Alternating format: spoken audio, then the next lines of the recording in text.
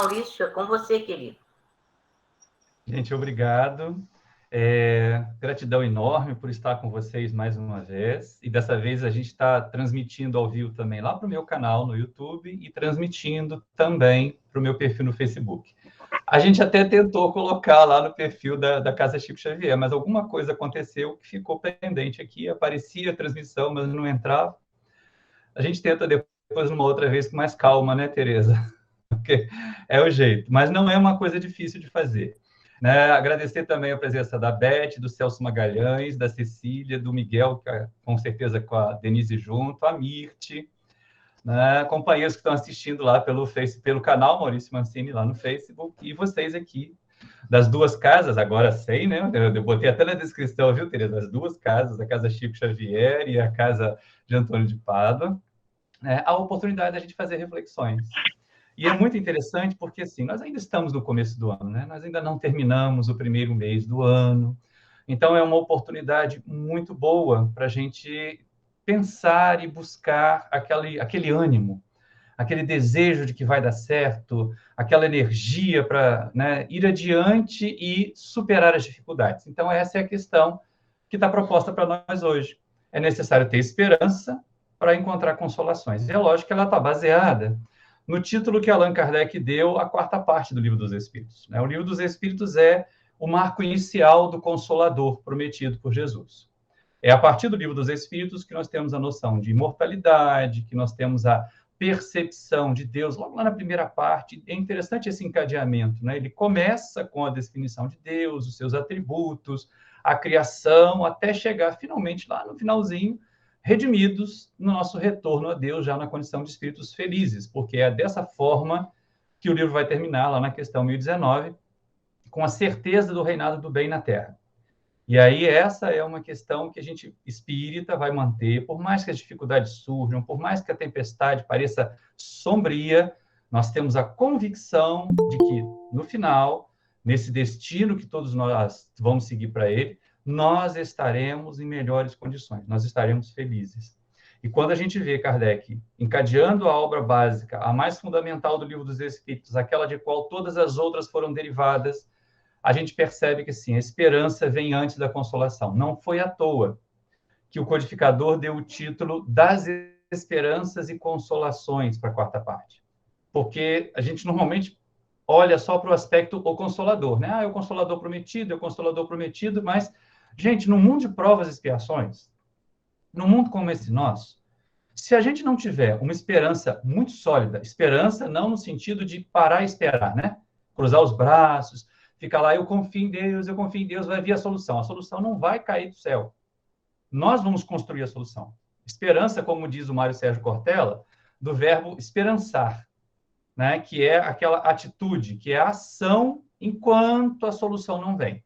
Nenhum de nós para, nenhum de nós desiste. A gente entende que é possível contornar as dificuldades quando as dificuldades surgem e vai fazendo o possível, sem a ansiedade de alcançar o impossível, de alcançar uma felicidade antes do tempo, antes da gente ter qualificação para isso, e de alcançar outras condições que a gente, né, primeiro precisa realizar, primeiro precisa evoluir para poder ser feliz. Felicidade não é uma coisa, não é uma graça, não é uma dádiva, é uma conquista. E é exatamente nesse sentido que a gente coloca, bom, mas espera aí, o que é ser consolador? Por que a doutrina espírita aparece para nós como consolador? E é muito importante para nós dirigentes, para nós simpatizantes da doutrina, que nós afinemos um discurso que seja mesmo consolador. Porque você imagina, né, Tereza, alguém chega na nossa instituição para fazer atendimento fraterno, está passando por muitas dificuldades, está passando por dificuldades materiais, está passando por problemas de saúde, está passando por perturbações espirituais. E aí ouve o atendente dizer assim, é assim mesmo, esse é um mundo de provas e expiações, a gente tem que sofrer para evoluir. Essa é uma das maiores mentiras que se pode dizer em termos de evolução do espírito. Ninguém tem que sofrer para evoluir. Nós sofremos porque nós estamos num mundo atrasado, num mundo de provas e expiações. Porque se nós estivéssemos num mundo melhorzinho, se a gente estivesse num mundo um pouquinho mais avançado, não teríamos tanto sofrimento assim. Então, o discurso consolador, ele vai semear esperança. ele vai ter cuidado para a gente não ceifar a esperança das pessoas. Porque, poxa vida, eu vim aqui no centro, me disseram que eu ia encontrar ajuda, e eu estou ouvindo dizer que eu tenho que sofrer mesmo, que eu tenho que aguentar o sofrimento calado, que eu não preciso, não adianta eu fazer nada para sair disso. Ao contrário, a doutrina espírita oferece para nós muitas ferramentas para que nós saiamos da condição de dificuldade, para que nós deixemos a condição de sofrimento. Então, sim, é exatamente aí que a gente vai encontrar Kardec fazendo muito bem esse discurso do Consolador e apresentando para nós muito bem encadeada a doutrina espírita, mesmo quando houver sofrimentos, mesmo quando o codificador estuda o sofrimento, porque essa quarta parte do Livro dos Espíritos, ela é interessante, né? Ela tem 2 capítulos só, ela tem 100 questões, redondinho, 100 questões certinhas. E olha que coisa interessante, nesses 2 capítulos e nessas 100 questões, Kardec começa estudando o sofrimento, as características do nosso planeta, que ainda proporciona meios de sofrimento para as criaturas. Um corpo grosseiro, um corpo cheio de necessidades, sujeito a enfermidades, nós estamos aí isolados, nós estamos vivenciando essa oportunidade das tarefas online exatamente porque existe um risco de uma enfermidade que tem ceifado muitas existências materiais, e exatamente a partir daí é que a gente tem que fazer o entendimento. Então, o codificador começa fazendo o seguinte, olha, está sofrendo? Está difícil? Vamos entender por que está sofrendo, por que está difícil? Porque existe uma parte do sofrimento que é inevitável, porque ela faz parte do nosso processo de amadurecimento, ela faz parte do nosso processo de crescimento, e existe uma parte do sofrimento que a gente está enfrentando que tem a ver com a maneira como nós estamos enfrentando e com coisas ou ações nossas durante e antes do sofrimento chegar. Então, separando essas 2 partes, entendendo a causa do sofrimento, entendendo os motivos da dor, não fica mais fácil a gente evitar a dor? Por exemplo, se a gente for lá pensar no século da codificação, qualquer pessoa que tivesse uma febre, se ela fosse um fanático religioso, ela ia achar que foi invadida pelo demônio. Se ela fosse um materialista, ela já ia deitar e esperar a morte chegar, porque qualquer um que tivesse febre, ninguém sabia o que era micro-organismo, ninguém sabia o que era bactéria, ninguém sabia o que era fungo, ninguém sabia o que era vírus. Aquilo ali era uma sentença de morte. Febre era um sinal de que o corpo estava prestes a morrer. Daí a preocupação que aparece no Evangelho, inclusive, com relação à sogra de Simão Pedro, que Jesus vai lá e a cura. Então, essa é uma questão que, assim, se eu sei qual é a causa, se nós sabemos, por exemplo, vou usar uma situação muito atualíssima, né? Se nós sabemos que o coronavírus, né, que esse SARS-CoV-2 aí, ele é um vírus respiratório, ou seja, ele acessa o nosso organismo pelas nossas mucosas, mas principalmente pelas narinas, pela respiração e pela boca, quando eu evito ou boto uma barreira nessas vias respiratórias, eu diminuo a propagação do vírus, então eu diminuo a disseminação da doença.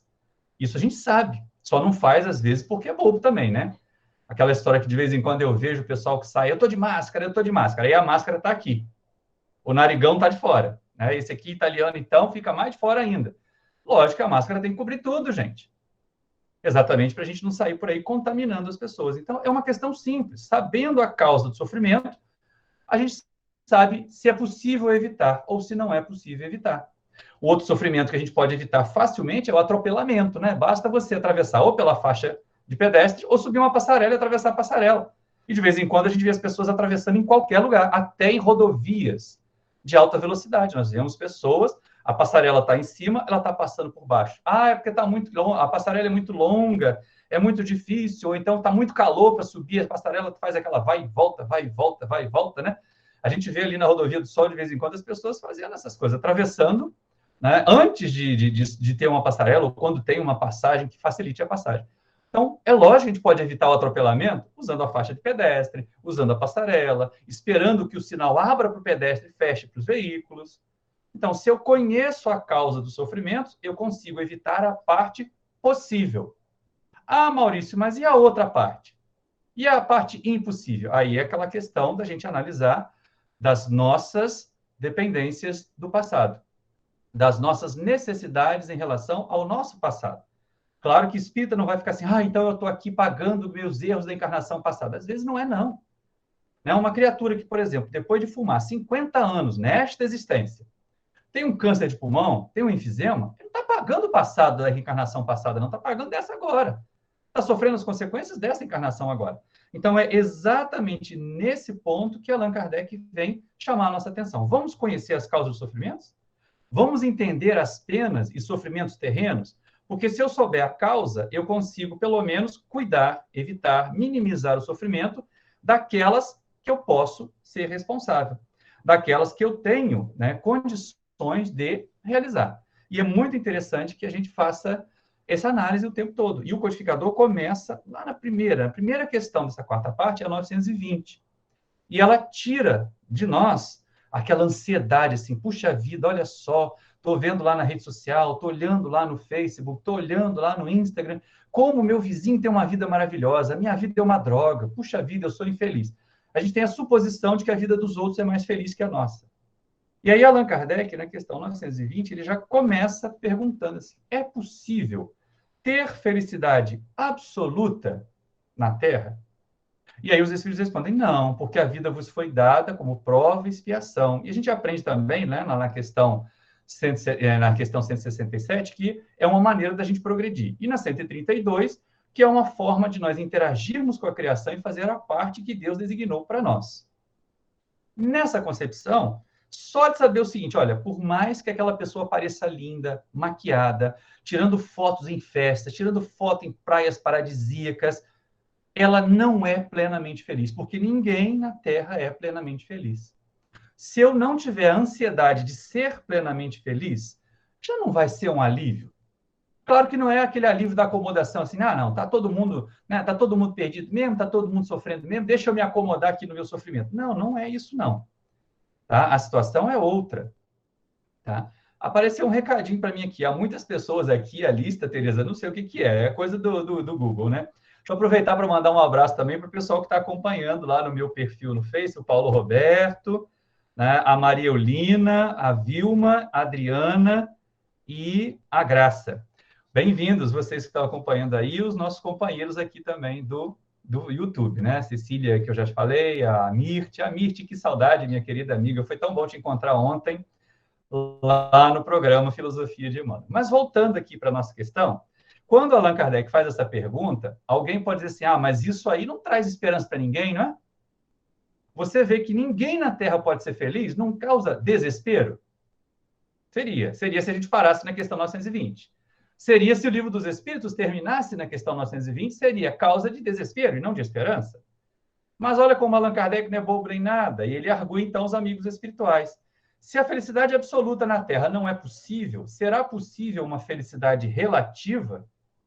E os benfeitores espirituais começam a responder assim, bem grande, tão grande quanto comporte a vossa existência grosseira. Então, a barreira, o limite, né, o sarrafo, como a gente está pensando lá em salto em altura, ele é definido pela nossa existência grosseira. Quer dizer, se eu tenho um corpo material, esse corpo material tem prazo de validade.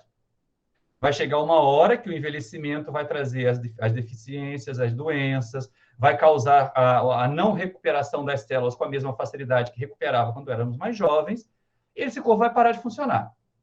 Então, nós já nascemos sabendo que a morte do corpo físico é lei da natureza. Isso não deve nos estressar, então, já porque é uma lei da natureza. Mas o caminho, o entre o nascimento e a morte, porque é exatamente isso, né? Morte é o oposto de nascimento, não é o oposto de vida, porque a gente continua vivendo, a gente viveu antes do nascimento, vive a vida material e continuará vivendo depois da morte do corpo físico. Então, é importante que a gente tenha esse cuidado, essa cautela. Tá? Eu não posso, né, ter plena felicidade, mas eu posso ter felicidade tão grande quanto comporte a minha existência grosseira. Então, o que eu vou fazer? Eu vou cuidar desse corpo para que ele tenha condições de durar bastante, né? A gente aprende lá na doutrina espírita, aprende nas questões iniciais do Livro dos Espíritos, que a vida física serve para nós como uma escola, como uma oportunidade de crescimento, como um jeito de nós crescermos para evoluirmos. Oba! Então, eu tenho que garantir que a minha ferramenta funcione por mais tempo. Se a gente procurar na obra de André Luiz, o livro Missionários da Luz, nós vamos ver a situação dos espíritos chamados de completistas, que são raros. São aqueles que conseguem passar na vida material, viver o tempo que o corpo foi planejado para viver e realizar as tarefas que foram planejadas ser realizadas. Poucos vão além do completista, como o Chico Xavier fez, que viveu mais de uma encarnação em uma só, né? Mas a maioria de nós, como o André Luiz aprende lá no livro, desencarna antes, porque a gente gasta o corpo antes. Você olha para um prato da sua esquerda, tem salada. Olha para o outro, tem batata frita. Qual que você escolhe? Ah, a batata frita é mais gostosa. Mas é a salada que é mais saudável.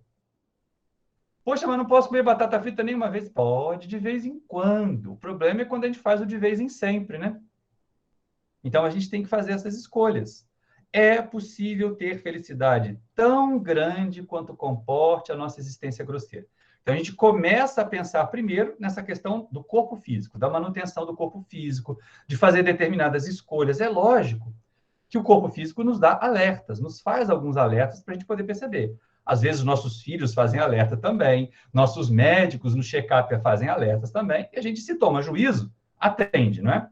Resolve emagrecer, resolve colocar atividade física no nosso cronograma do dia a dia, para poder ter mais qualidade de vida. Mas só isso não basta, porque não basta só ter saúde, né? Tem gente que tem corpo saudável e é infeliz.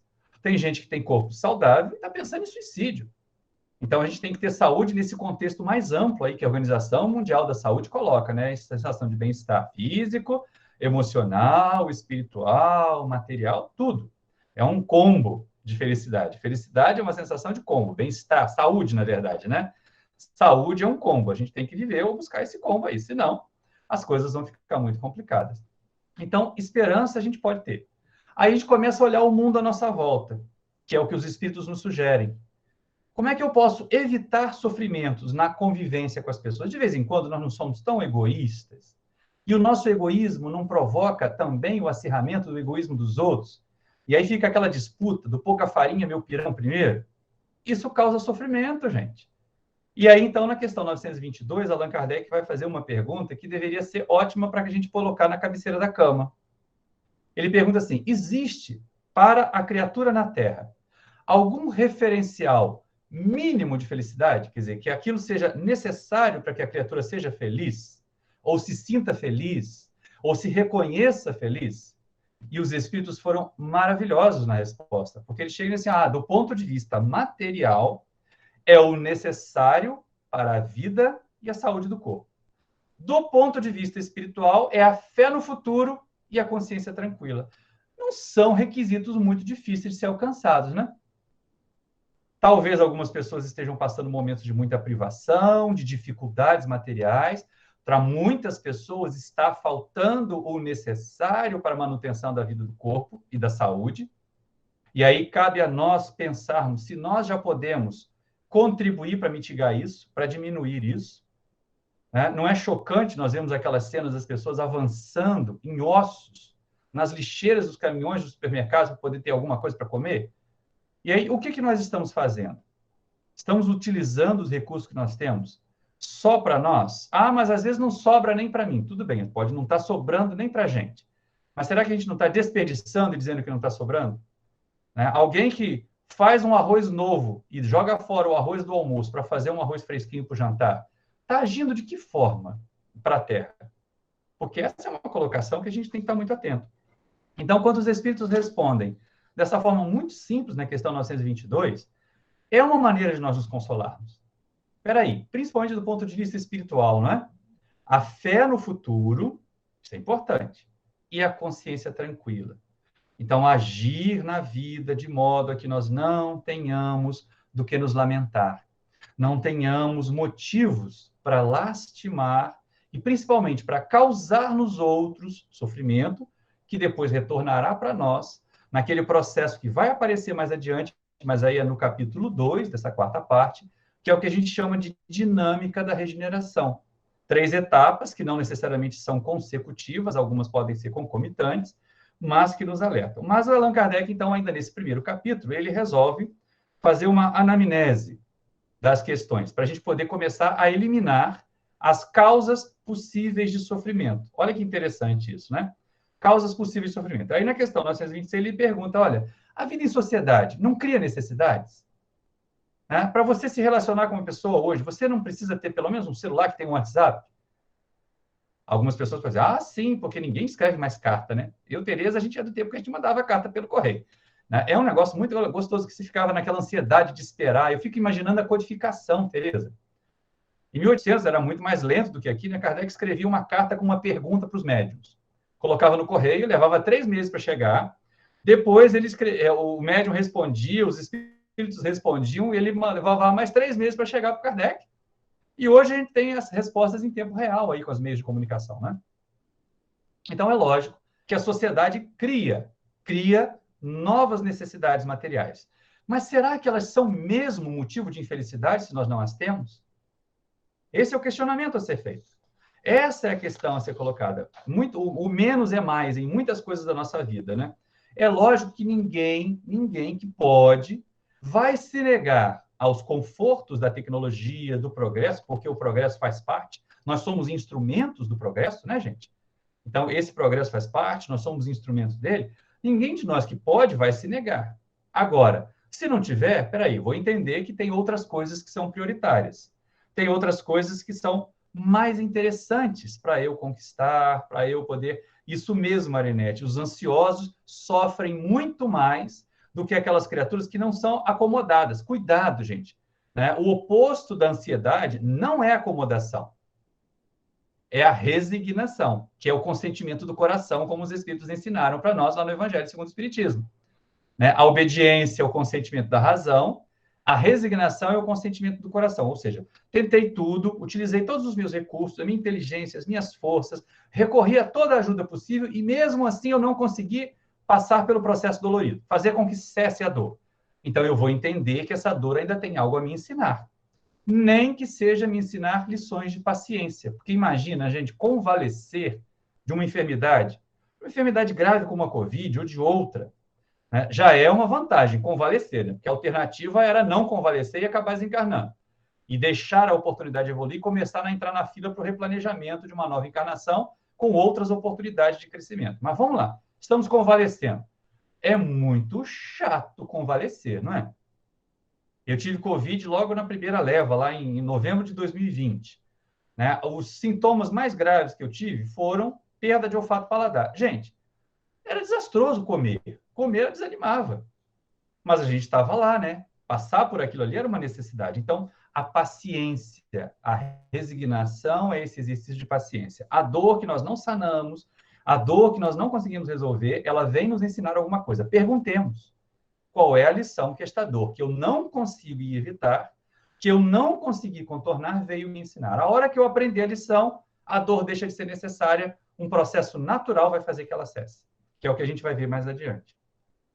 E é interessante porque, a respeito da questão das privações materiais, Kardec coloca, e é tão atual, né? Olha só que coisa, o Livro dos Espíritos, 1857, na França, e o Brasil, de 2022, está vendo criaturas que estão passando fome por falta de meios de trabalho, por falta de recursos, por redução da renda, por causa de todas as dificuldades que estão acontecendo, algumas desmandos governamentais, outras da situação mesmo da pandemia que nós vivemos.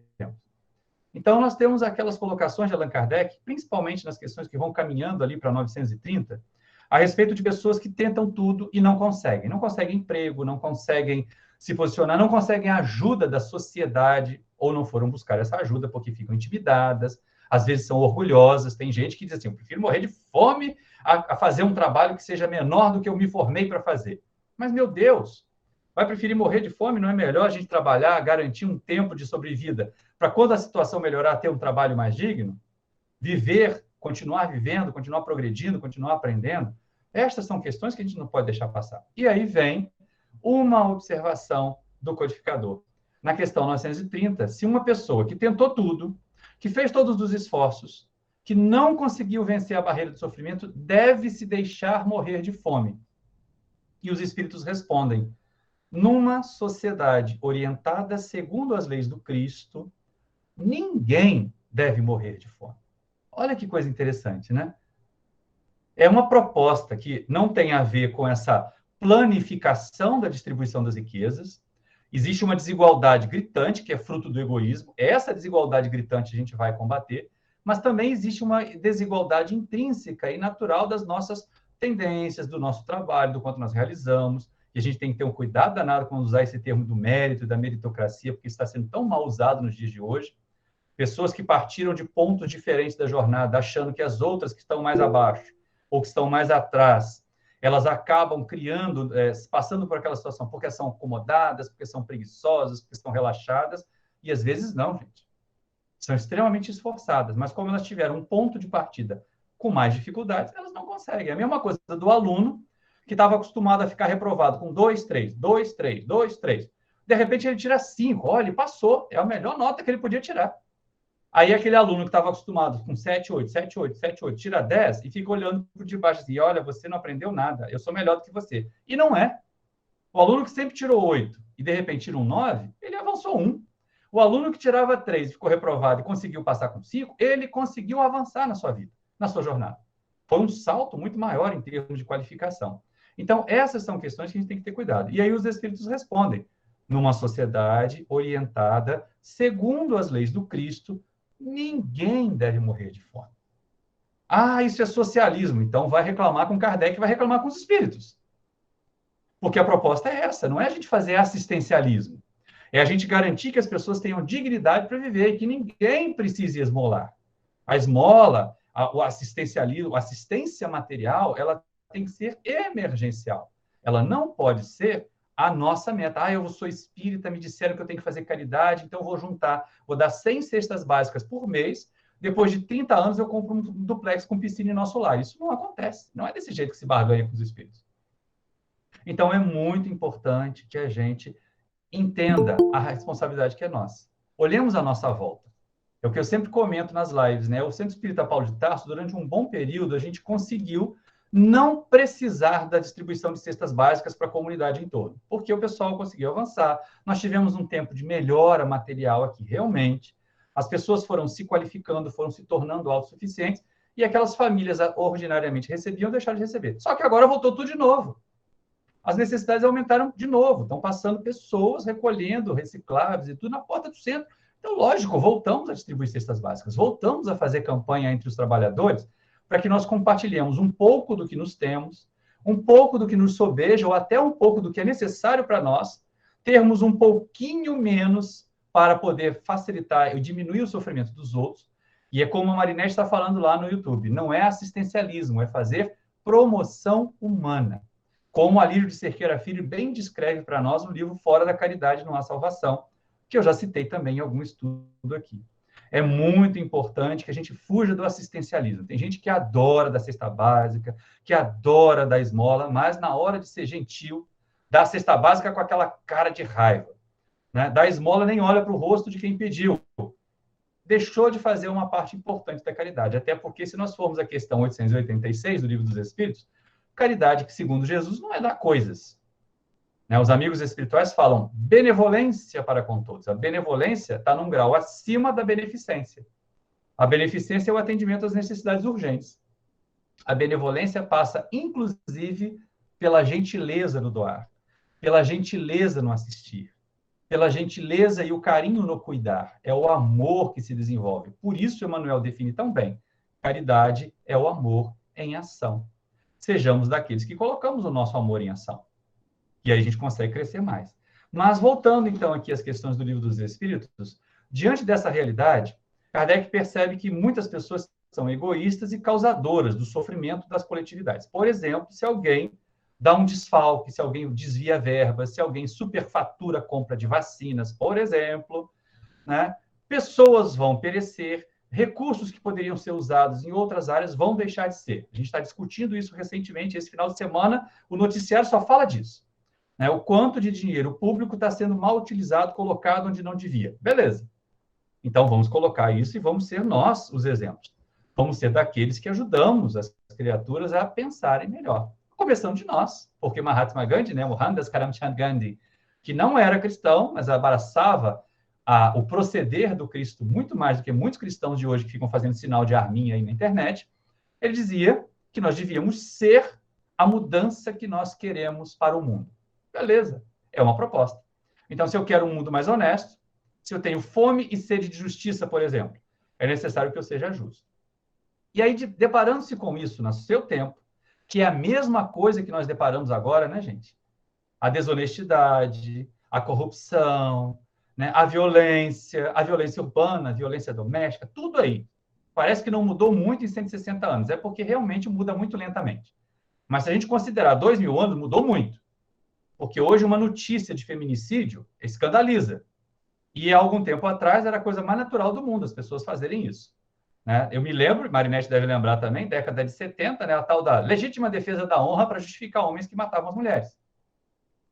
Isso passava. Era um escândalo, mas passava. Hoje não passa mais. Então, essas questões são colocadas pelo codificador. Ele também fica aflito, ele também fica decepcionado. Gente, parece que o mal está crescendo. Parece que a maldade só aumenta. E a gente não ouve falar isso até dentro do centro espírita. Parece que o mal está crescendo. Não está, gente. É porque nós temos vistas estreitas. Nós olhamos o período de vida de uma pessoa, de um ser humano. Nós precisamos olhar a história. Nós hoje, nos escandalizamos com a violência. Vem a notícia de uma chacina, a gente fica escandalizado, a gente questiona, né, os autores, pensa na violência policial como uma coisa equivocada. Em termos romanos, qualquer soldado romano, se ele fosse encarado, vai lá no livro Paulo Estevão, que vocês vão ver o que acontece. Né? O pai de Eziel e de Abigail, ele está simplesmente indo ao mercado comprar, um soldado romano se impertiga com ele, porque ele não cumprimentou, porque ele não reverenciou, e o esbofeteia. E aí, na volta, ele resolve cumprimentar e o soldado fica indignado porque aquela criatura se dirigiu a ele. Ele achava que era muito superior. E aí ele apanha de novo. Então, isso é um passado de 2.000 anos. Nós melhoramos, não melhoramos? Se hoje nós ficamos indignados com esse tipo de comportamento, principalmente em relação a um idoso, na época que nós estamos relatando lá o livro Paulo Estevão, isso era o natural, era o corriqueiro.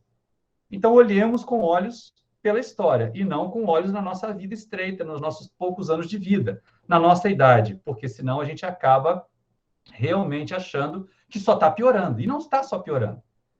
E aí, na questão 932, Allan Kardec faz uma pergunta nesse sentido. Parece que o mal avança, parece que o mal domina. Será que em algum momento, ou por que a influência dos maus parece prevalecer na Terra? Ele pergunta para os amigos espirituais. E aí os espíritos, eles dão aquela tapa com luva, né, na gente, para a gente acordar. Eles assim, porque os bons são tímidos. O mal é ardiloso, o mal é barulhento, os bons são tímidos. Quando os bons quiserem, prevalecerão. E aí a gente vai entender duas questões importantes aqui. Quando os espíritos usam a palavra tímidos, é porque eles estão associando isso com omissão.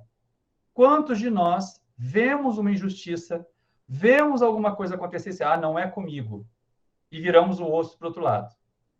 Não agimos. Isso é omissão. Os bons estão agindo como omissos.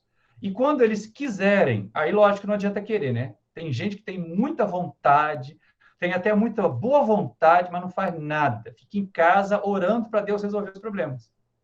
Eu acho muito bacana um vídeo do Cortella que tem na internet, que diz assim, eu fico escandalizado quando algumas pessoas fazem aquele ar de muito boas, muito honestas, né? Oh, que coisa horrível, como está tudo tão ruim, alguém tem que fazer alguma coisa. Aí ele diz assim, mas quem tem que fazer somos nós. Somos nós que temos que desenvolver essa esperança, essa capacidade e essa resiliência e transformar o ambiente em que nós estamos vivendo. E não ficar lá, alguém tem que fazer alguma coisa. Parece aquelas vítimas do Chapolin Colorado, né? Oh, quem poderá me socorrer? Aí aparece o Chapolin todo enrolado lá. Não vai acontecer no Brasil, gente. Tá? Então, a gente vai ter que ser autor da própria melhoria, autor da própria transformação. A resposta dessa questão 932, eu já fiz até vídeo para colocá-la no canal, nos curtinhas, para a gente poder refletir sobre ela. Porque, assim, nós somos omissos, né? Nós temos sido omissos, sim. Os bons não são só tímidos, não, são omissos. E essa é uma questão que a gente precisa acordar. Vamos ser transformadores. A diferença, e aí é importante, nós somos espíritas. Nós não podemos usar as mesmas armas que os maus usam para nos defender do mal. Aquela história de violência resolve violência. Né?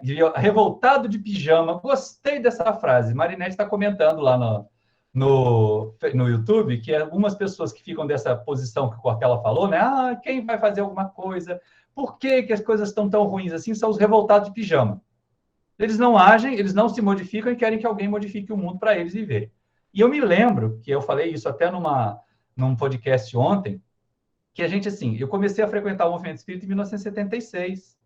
né, a vivenciar isso daquela época. Eu já ouvia dizer, desde lá da alta tribuna, os palestrantes, que a gente admirava naquela época, né, que a Terra era um planeta de provas e expiações e ia se transformar num mundo de regeneração. E ficou a gente sentada lá, tomando passe, bebendo água frutificada até hoje.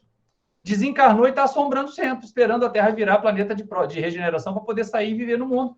Quando, na verdade, se espera que nós sejamos os regeneradores da Terra. E é isso que os espíritos dizem nessa questão 932. Os bons são tímidos, são omissos. Quando os bons quiserem, prevalecerão. E aí é uma questão que cada um de nós precisa pensar. Tenho feito todo o possível para que esse mundo seja um mundo melhor? Tenho agido da melhor forma possível para que esse mundo seja um mundo melhor? Ou eu estou me omitindo esperando que alguém faça? Eu acho que basta eu, a cada 4 anos, ir lá votar num dirigente, escolher um representante e deixar que ele resolva o meu problema. Isso não vai acontecer. Exatamente porque muitos de nós agimos assim, nem lembramos em quem nós escolhemos há 4 anos atrás para ser nossos governantes, que a gente está na situação que está. Então, não nos omitamos, não sejamos omissos, não sejamos os tímidos que aparecem lá no Livro dos Espíritos. E aí, uma coisa interessante que a gente vê, e aspecto consolador, aí é aquela questão da esperança que traz consolação. Das questões 943 até a 957, Allan Kardec vai fazer um estudo profundo do desgosto pela vida, que leva muita gente a pensar em suicídio. E é interessante porque a gente começa a analisar os argumentos que o codificador vai apresentando e a gente pensa assim, poxa, mas são, né, motivos frouxos. Ah, é para não passar vergonha na sociedade, ou seja, valoriza mais a sociedade do que a própria lei divina. Ou então, para que os meus parentes não passem pelo vexame de ver na falência, de ver o escândalo causado por um flagrante, alguma coisa assim. E a gente começa a perceber que isso aí são argumentos frouxos.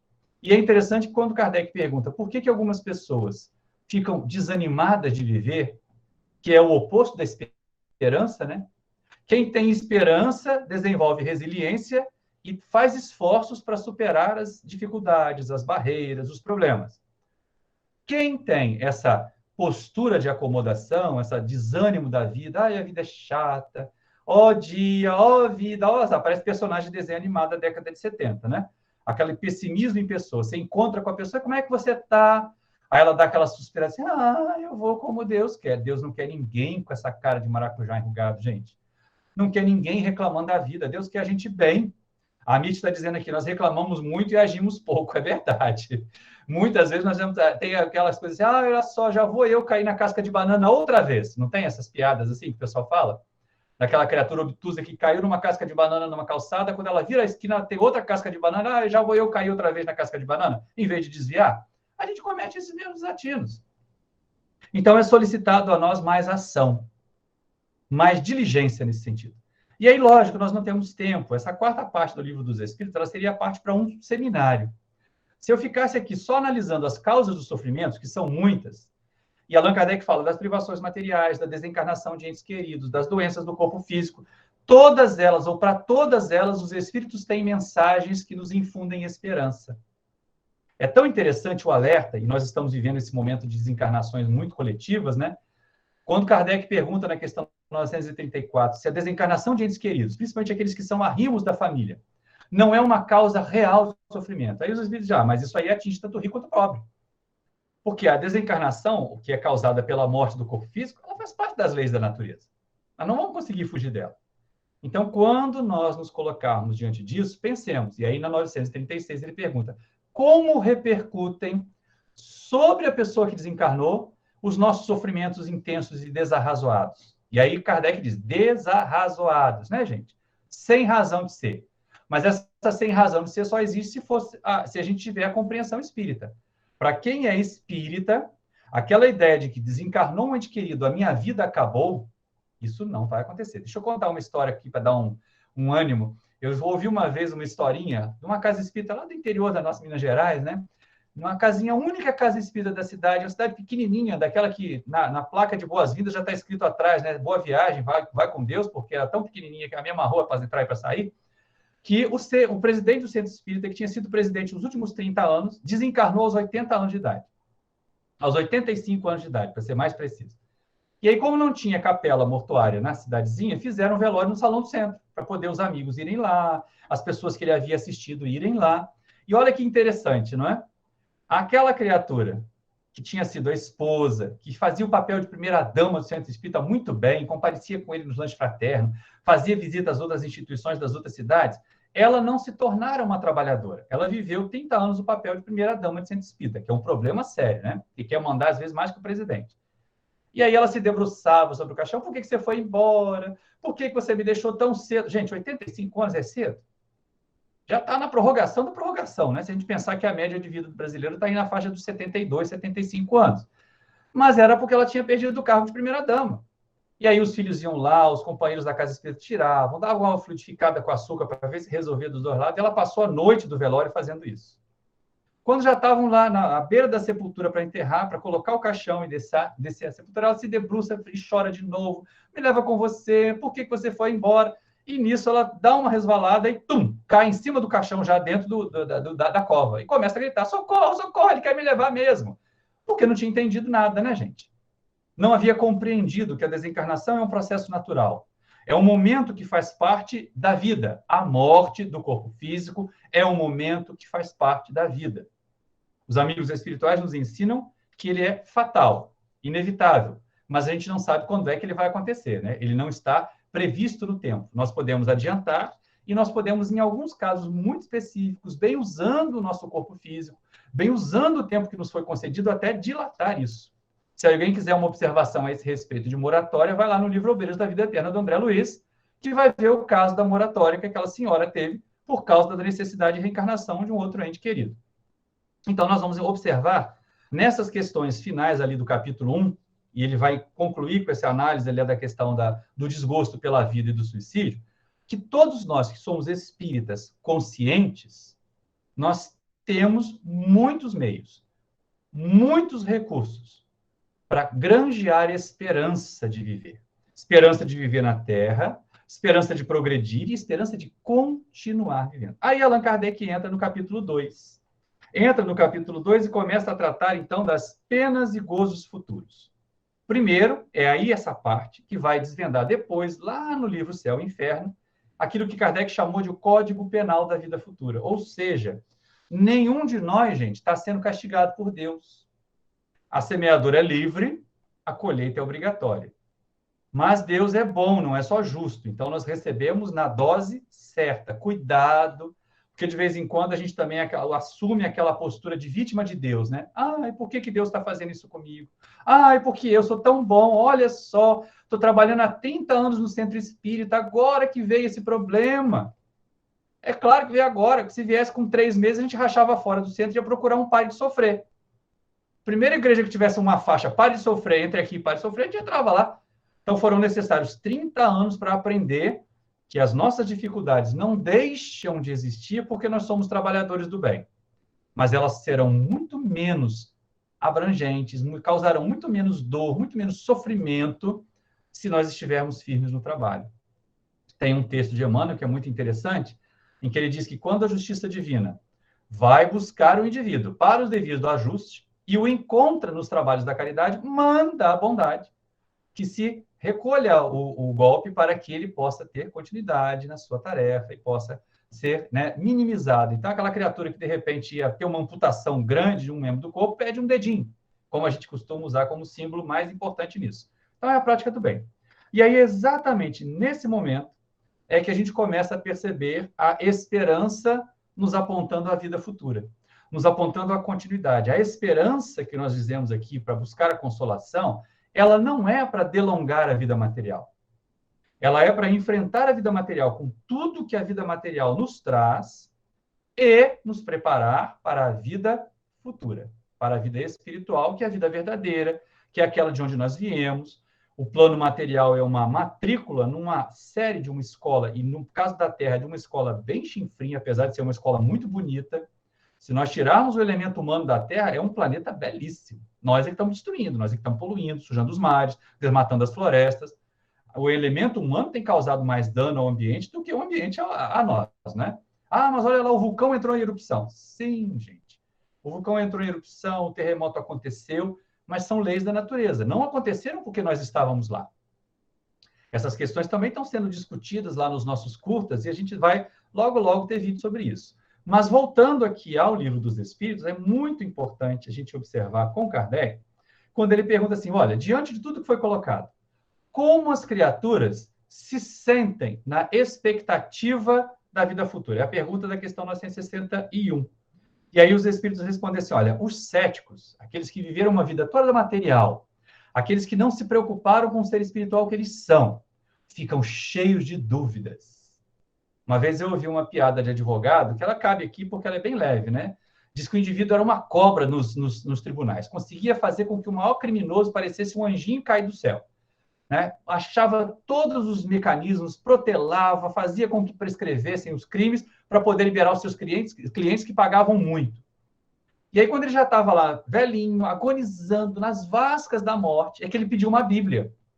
E começou a ler a Bíblia com avidez. As pessoas que estavam em volta, estranhavam aquilo, que o conheciam já de longa data, sabiam o quanto ele era materialista, mas como você vai se converter justamente agora?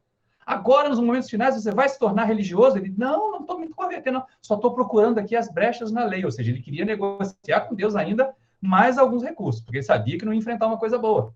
Então, para os céticos, é a dúvida, dizem os espíritos. Para os culpados, é o temor. Para aquelas criaturas que têm a consciência maculada, que sabem que fizeram um monte de bobagem, elas ficam assim, vou desencarnar. Será que eu vou para o inferno? Porque esse é o mito que colocam na cabeça dessas pessoas, né?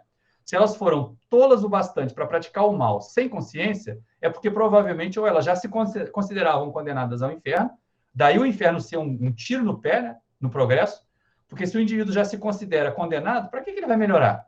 Não vai ter salvação mesmo? Vai ficar condenado para sempre mesmo, né? Então é importante que ele perceba assim, eu posso mudar a minha realidade, mas eles ficam com temor. E aí as pessoas de bem, esperança. Olha só, esperança, dizem os espíritos, é o que enche os sentimentos das pessoas que estão no limiar da vida física para a vida espiritual, se elas foram pessoas de bem. Não disseram se elas foram espíritas, vocês repararam isso? Que a questão respondida ali na 961 não diz que se eles foram espíritas, mas apenas que eram pessoas de bem, pessoas que faziam o bem, ou deixa eu mudar o termo, porque o termo pessoas de bem também está sendo mal usado hoje. Pessoas do bem, pessoas que fazem o bem. Essas chegarão ao mundo espiritual cheias de esperança e ainda terão um reencontro com os entes queridos. E é exatamente isso que é mostrado para nós nesse segundo capítulo da quarta parte, que é exatamente a lei de causa e efeito, não como a pena de talião, né? Olho por olho, dente por dente, como fez vai pagar, né? Mutilou vai ser mutilado, matou vai perder a vida. Nada disso. A lei de Deus é também justa, mas é boa. Por isso que Allan Kardec, no final da terceira parte, coloca a lei de justiça, amor e caridade como uma lei única, uma lei só. 3 conceitos, justiça, amor e caridade, que são indissociáveis na legislação divina. Então, nós sempre vamos ser acolhidos e socorridos no mundo espiritual. Cada um a seu tempo, cada um com seu tempo de despertar. A gente vê bem isso lá no começo do livro Nosso Lar, com André Luiz, o tempo que ele demorou para se colocar em condição de ser socorrido. Então, o melhor que nós podemos fazer é fazer todo o bem possível enquanto nós estamos aqui. Porque, existindo ou não existindo, essa é uma questão que a gente teve a oportunidade de conversar com um companheiro ontem, né, num podcast sobre a doutrina espírita para os não espíritas, mais predominantemente, assim, acreditar ou não acreditar em reencarnação, acreditar e não acreditar em vida depois da morte, muda alguma coisa? Não muda nada. É a mesma coisa que alguém diz assim, eu não acredito na lei da gravidade, vou me jogar do prédio. Vai se esborrachar lá embaixo. Então, eu posso não acreditar na imortalidade, mas eu vou continuar imortal. E vou me surpreender com isso lá do outro lado. É o que acontece com essas criaturas. Daí a resposta que os espíritos deram à questão 961. E nós vamos, então, fazer uma jornada ali com Kardec pelas questões que vão se aproximando da 1000, assim, não existem penas eternas. Opa, mais um motivo para ter esperança. Por pior que eu tenha sido, por mais erros que eu tenha cometido, Deus não vai me extinguir. Deus não vai encerrar a minha existência, porque Ele me criou por amor. Ele implementou em mim todos os mecanismos, todos os recursos necessários para que eu me faça feliz. É o simples até o anjo, do átomo até o arcanjo, como a gente vê lá na questão 540, o comentário que Allan Kardec faz, que o Espírito faz, na verdade. E é muito interessante que a gente tenha essa percepção que, assim, não existem penas eternas. A doutrina das penas eternas é a mesma coisa do inferno. Já que eu vou ficar mesmo sofrendo o tempo todo, e é muito interessante. A FEB TV tem vários programas de estudo das obras básicas. Às quintas-feiras, às 9h30 da noite, às 21h30, é o Estudando o Evangelho segundo o Espiritismo. E no programa desta última quinta-feira, o nosso companheiro Simão Pedro, que vocês também devem conhecer, lá do interior de Minas, ele fez um comentário muito interessante, que faz parte da codificação, né? Como é possível que a imortalidade inteira, ou seja, uma vida de 100 anos, uma vida de 120 anos, vão determinar tudo mais que a gente ainda não viveu. Porque por mais que a gente viva, né, o fato de nós sermos imortais, e quem acredita na vida depois da morte, mesmo que acredite em inferno e em céu, quem acredita na vida depois da morte e acredita nessa imortalidade, ou seja, tudo que nós vivemos antes é menos do que nós ainda temos para viver daqui para frente, como é possível, pergunta Simão Pedro, que uma vida de 100 anos determine todo o resto da minha existência, todo o resto da minha imortalidade, condenado ao inferno, sofrendo, fugindo do capeta, né? É animado, pelo menos o inferno é animado, né, gente? Porque se vocês pensarem bem, essas descrições de céu e inferno clássicas da religião tradicional são muito tediosas. Aquele céu de delícia, anjinho de cabelinho encaracolado, tocando arpinha para Deus na nuvem, pela eternidade, gente. Eu amo música clássica, eu gosto de concerto de Brandenburg de Bach, eu gosto de Vivaldi, mas ouvir concerto de Brandenburg por 300 anos, eu ia fazer um paralelepípedo de nuvem e ia jogar na cabeça do anjo, de tanto tédio. Então, o céu tradicional é chato. O inferno, pelo menos, é mais animado. Tem correr do capeta, tem fogo, tem umas coisas assim, né? Tem umas torturas que, de repente, colocam as pessoas numa condição de mais animação do que ficar deitado numa nuvem ouvindo música e fazendo e cantarolando para Deus. Então, essa concepção ela cai por terra na doutrina espírita porque não existe essa decisão permanente. Por uma vida material, todo o nosso futuro fica decidido. Não, nós estamos mudando o nosso futuro a cada nova decisão. Vamos imaginar assim, ó, nós temos lá 8, já chegamos a ter 13 pessoas no Facebook, temos mais uns quantos aqui no YouTube, temos mais vocês todos aqui na sala do 31, assistindo aqui conosco em São Mateus. Imaginemos nós, essas pessoas todas, tivéssemos tomado a decisão de não estar aqui e sair num bloco, nessa época de espalhamento da variante Ômicron. Se daqui a uma semana 50% desse grupo tivesse doente, sem respirar no hospital, a culpa é de Deus? Não. Mas nós escolhemos, todos nós aqui, os 50 pelo menos que estamos aqui reunidos, se nós somarmos as 3 plataformas, escolhemos compartilhar esse momento de reflexões. Então, nós escolhemos ter mais saúde espiritual e material, porque não nos expusemos. É uma questão que depende da gente. Nós somos artífices, nós somos os construtores da nossa felicidade ou da nossa infelicidade.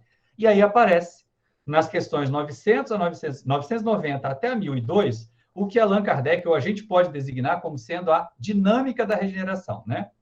Ele pergunta se o arrependimento é necessário para o espírito poder sair do estado de sofrimento. O arrependimento é necessário para o espírito sair do... Agora, cuidado, gente, que arrependimento é diferente de culpa. Arrependimento é um despertamento psicológico para a nossa própria inferioridade. É a autopercepção de que nós ainda erramos, e magoamos os outros. Isso é arrependimento. Culpa é aquela coisa assim, ai, como eu sou infeliz, ai, como eu sou malvado, Deus não gosta de mim. Não, isso é culpa, isso faz estacionar. Arrependimento é o primeiro passo na dinâmica da regeneração, que nos ajudará a sair da condição de espíritos em provas e expiações para a condição de espíritos em regeneração. E aí depois os espíritos dizem assim, mas basta o arrependimento? Pergunta Kardec. Não, dizem eles. É necessário também a expiação e a reparação. Então, olha só, 3 etapas. Arrependimento, expiação, reparação. Só que elas não são necessariamente consecutivas assim. A gente não tem que se arrepender primeiro, expiar depois e reparar antes. A gente pode inverter pelo menos as 2 etapas. É lógico que sem o arrependimento, ninguém vai pensar em reparação, ninguém vai se permitir expiar, vai achar que está sendo condenado por Deus, castigado por Deus. Então, o arrependimento vem antes, mas se eu começar a reparação agora, a minha expiação vai diminuir. É muito importante que a gente entenda essa possibilidade de diminuir a intensidade das nossas dores, dos nossos sofrimentos pelo trabalho do bem. O amor é moeda forte na vida espiritual. a dor é a moeda fraca. Então, quanto mais amor eu colocar em circulação, mais eu me respaldo para poder superar as minhas dificuldades. E esta é uma questão que a gente não pode deixar passar. Na questão 1019, a que fecha com chave de ouro, a gente percebe o seguinte, olha, o bem, ou o reinado do bem, como pergunta Allan Kardec, vai se estabelecer na Terra, mais cedo ou mais tarde por culpa nossa, por responsabilidade nossa, né? Porque Jesus veio inaugurar a transição planetária com a sua vinda material e nós estamos aí há 2000 anos tentando aprender o que ele falou. Como os meninos dizem lá, né, Mirth, no Filosofia de Emmanuel, o Evangelho ainda é a maior novidade, como Chico Xavier também dizia.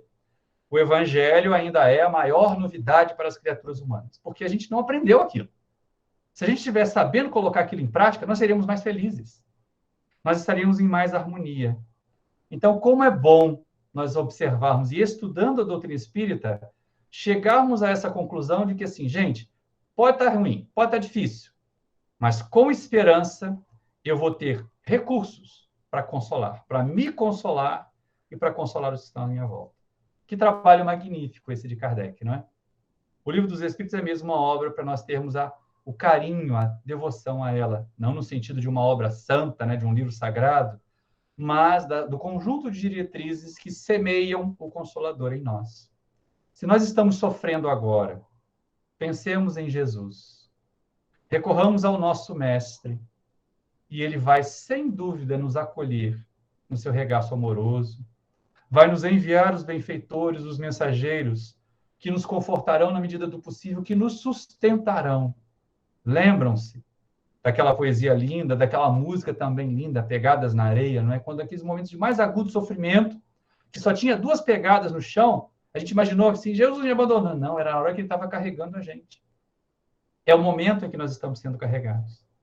Então, nós abraçamos a vocês todos aqui de São Mateus, das 2 casas, da Casa Espírita Francisco Cândido Xavier, do Centro Espírita Antônio de Pádua.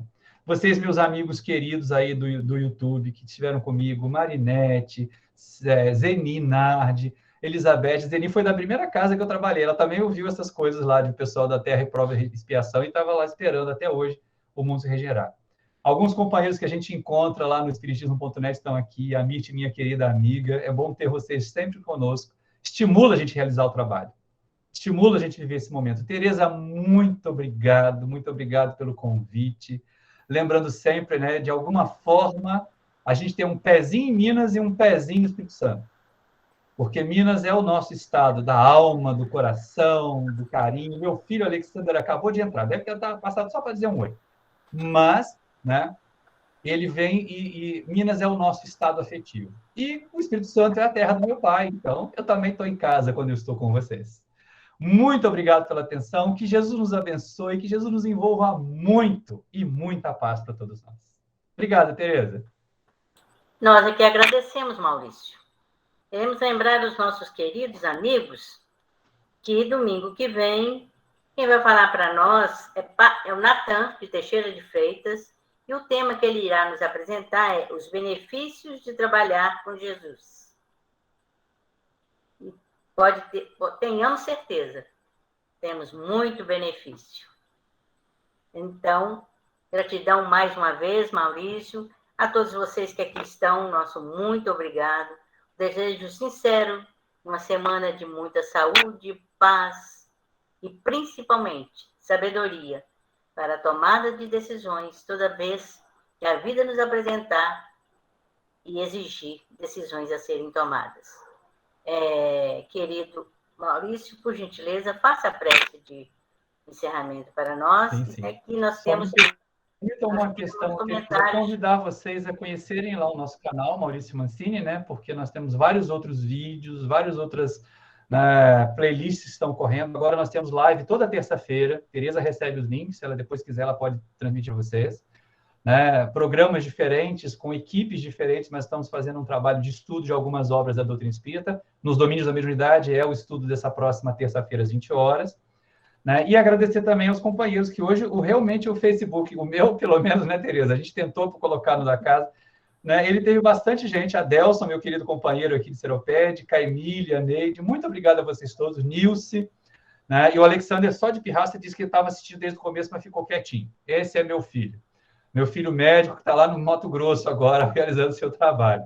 Mas é muito querido, muito amado. Filhos da alma que a experiência espírita me permitiu ter. Vamos orar, pessoal. Vamos Temos nos unir a aqui Jesus. Vamos nos sentir Maurício, mais próximos. Diga, Tereza. temos aqui muitas mensagens de agradecimento e gratidão pela sua palestra, tá bom? Quem tem que agradecer sempre sou eu, gente. A oportunidade de trabalhar com Jesus, a oportunidade de difundir essa doutrina, de falar de livro dos Espíritos, de falar de Kardec, é um presente. Né? Ajuda, enriquece a gente. Usei muito bem o meu tempo cada vez que eu faço isso. E olha que eu já acordei cedo e gravei uma palestra hoje para o canal. Mas aqui estou eu com voz para conversar com vocês por mais de uma hora, exatamente porque é motivo de muita alegria trabalhar com Jesus. Eu que agradeço a todos vocês. E agora vamos juntos, então, agradecer a Jesus. E, sobretudo, agradecer a Deus pela oportunidade da vida, pelo carinho que os benfeitores têm conosco, apesar da nossa pequenez, apesar das nossas muitas falhas. Jesus confia em nós e abraça este planeta, rogando que nós também nos sintamos responsáveis pelo seu equilíbrio, pela sua paz, pela sua transformação num planeta melhor.